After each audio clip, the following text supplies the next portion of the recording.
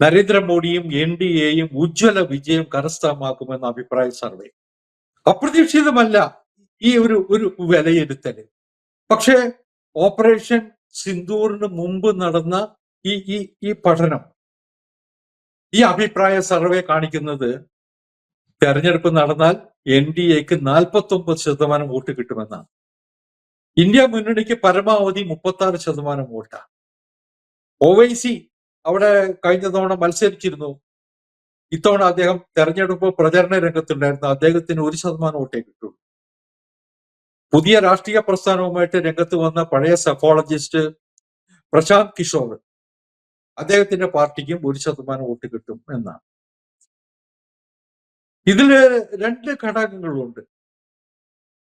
ഒന്ന്, നിതീഷ് കുമാർ എന്ന് പറയുന്ന വെറ്ററൻ ബീഹാർ മുഖ്യമന്ത്രി, അദ്ദേഹത്തിന്റെ ഇമേജ് ഇന്നും ഉയർന്നു നിൽക്കുന്നു എന്നത് തന്നെയാണ് ഒരു പ്രധാനപ്പെട്ട ഘടകം.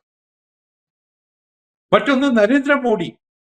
ഈ തെരഞ്ഞെടുപ്പില് നിതീഷ് കുമാർ മുഖ്യമന്ത്രി സ്ഥാനാർത്ഥി ആയാലും ഇല്ലെങ്കിലും ഈ തെരഞ്ഞെടുപ്പിനെ നയിക്കുന്നത് നരേന്ദ്രമോദി ആയിരിക്കും എന്നതുകൊണ്ട് തന്നെയാണ് ഈ വലിയ വർധനവുണ്ടായത്. ഇവിടെ നമ്മൾ കാണേണ്ട ഒരു പ്രധാനപ്പെട്ട കാര്യം, ഈ അഭിപ്രായ സർവേ നടന്നത് പഹൽഗാമിന് ശേഷമാണ്. കാശ്മീരിലെ പഹൽഗാമില് നമ്മുടെ വിനോദസഞ്ചാരികളെ പാക് ഭീകരന്മാര് കൂട്ടക്കൊല നടത്തിയതിനു ശേഷമാണ്. കൂടുതൽ വാർത്തകളും വിശേഷങ്ങളും നിങ്ങളിലേക്ക് എത്താൻ ABC മലയാളം സബ്സ്ക്രൈബ് ചെയ്യുക, ബെൽബട്ടനും അമർത്തുക.